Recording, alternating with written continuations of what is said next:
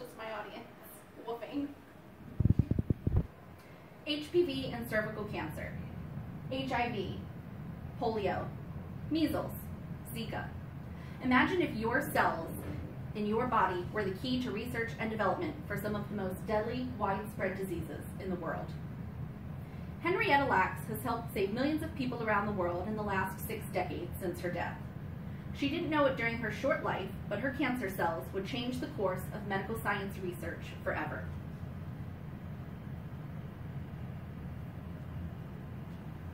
I chose Henrietta Lacks because she is an important female in modern history.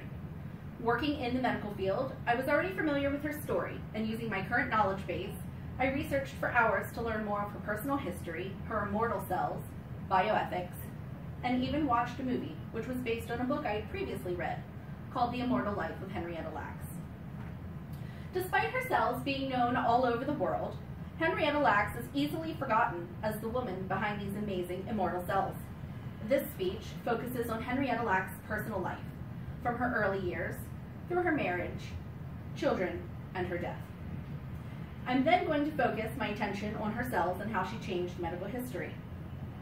I'll also be discussing how her life and cells influenced bioethics and informed consent in research studies. Almost 100 years ago, before there was HeLa cells, there was Loretta Pleasant, more commonly known as Henrietta Lacks. From a poor town in Virginia to a house full of children in Maryland to her death at Johns Hopkins here in Baltimore, Henrietta Lacks' life story is unfortunately a very short one. The Virginian pilot stated that Henrietta Lacks was born in August 1920 in Roanoke, Virginia, as Loretta Pleasant. Her family's not sure where the name Henrietta came from, but she was lovingly called Henny by her relatives. At age 4, Henrietta's mother died, and all of the siblings had to be split among the relatives throughout the state. Henrietta went to live with her grandfather in Clover, Virginia, where she became very close to her first cousin, Day Lacks. They married in 1941. In total, they had 5 children. At some point, Henrietta and her husband Day had moved to Turner Station, which is now part of Dundalk here in Maryland. Day worked at Bethlehem Steel in Sparrows Point. Early in 1950, before the birth of their 5th child, Henrietta kept feeling a pain in her abdomen. Her friends thought, Henrietta's pregnant again. In early 1950, she gave birth to her last child here at Johns Hopkins, several months before her cervical cancer diagnosis. She had returned to Hopkins because she kept feeling a lump and excruciating pain in her abdomen. Radium capsules were inserted around her cervix to kill the cancer that they found. It was very common at that time and very painful. She was in so much pain. She returned to visit Hopkins many times for treatment over the course of several months. Each time she came for treatment, she passed Christ the Consolator in the lobby at Johns Hopkins. The last time Henrietta came to Johns Hopkins was in August of 1951. She was admitted for her excruciating pain, and unfortunately, she never left. She was 31 years old. During the time she was there, a sliver of her cancerous tissue was taken from her. She had no idea, and neither did her family. It was common practice to take samples for studying and never let the patient know. On October 4th, in 1951, Henrietta Lacks died, and the doctors found that the cancer had spread all over her body. Now that you know about who Henrietta Lacks was in life, let's talk about who she is after her death. Henrietta Lacks' cancerous tissue cells that were removed during her last time at Hopkins paved the way for numerous medical research breakthroughs. They even traveled to outer space. For decades, scientists had been trying to grow human cells in culture, which means outside the body. The specimen removed from Henrietta's body were able to grow in culture. They did not need a person, didn't need a body, and they thrived, duplicated several times over. These cells became essential in developing the polio vaccine. Cloning, gene mapping, and in vitro fertilization are some landmark breakthroughs that Henrietta's cells also helped develop. In the 1960s, hers were the first immortal cell line to travel in the history of space microbiology, according to Space Safety magazine.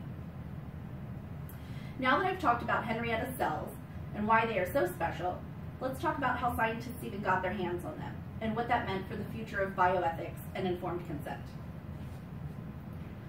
Henrietta's cancer cells were removed from her body without her ever knowing. When they were taken in 1951, the usual procedure was to take the first 2 letters of the first name and the first 2 letters of the last name, and that's what the sample was called. So hers were given the code name Hela. 25 years after her death in the 1970s, it was the first time that her family even knew that something was taken from Henrietta. A research scientist contacted the family, and unfortunately, Henrietta's husband, who received the phone call, only had a 3rd grade education.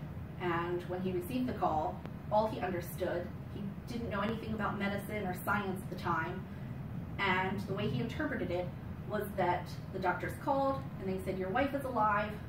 We've been researching and studying on her for 25 years. He was very scared. Meanwhile, they later learned that so many scientific experiments had been done on her cells. Tons of people had made money off of her in research labs all over the world, and the family never knew about it, never received any money, and people were making lots of money from her. Today, cell research is to be anonymous. Multiple sclerosis today states, one of Henrietta Lacks' greatest legacies beyond her immortal cells is that her story created awareness of patient rights. And we have those today. Every time you go to the doctor or have a procedure, you have to fill out tons of forms, and a lot of those are informed consent forms, so that you know what exactly is happening to you, and if samples are taken, what's going to happen with all those things that are from your body. Healthcare professionals are no longer allowed to take genetic samples without your permission. So next time you go, be sure to read those forms. You want to protect yourself and be knowledgeable. Now that you've learned so much about the immortal Henrietta Lacks, I'd like to review what we discussed. Today, I talked about an amazing woman who, while her time on Earth was short, she has lived on and will continue to do so through her cells. As you can see here, that her Henrietta Lacks cells are the most experimented cells. Henrietta Lacks' life moved very quickly from Virginia to Maryland, a marriage, 5 children, and her unfortunate death here at Johns Hopkins. By using samples of her cells in research taken during her hospitalization, many medical breakthroughs have been achieved, some of which include treatments for polio, measles, and HIV, as well as being used in the development for cloning, gene mapping, and in vitro fertilization. Additionally, I discussed how this one woman changed views on ethics and consent. While Henrietta's cells were taken from her without her knowledge, there are now strict processes in place so that that never happens. You have a right to know if your cells are being sampled and researched. You may not have known who Henrietta Lacks was before today, and you may not have been interested in scientific research before today. And before today, you may not have known that at one time, we didn't always have a say in everything that happened to us and our bodies. Thanks to Henrietta Lacks, the immortal Henrietta Lacks, we now have a say in what happens to us. We may be a bit more interested in medical science research than we were before, and we certainly appreciate how one woman has helped save the lives of so many and continues to do so today.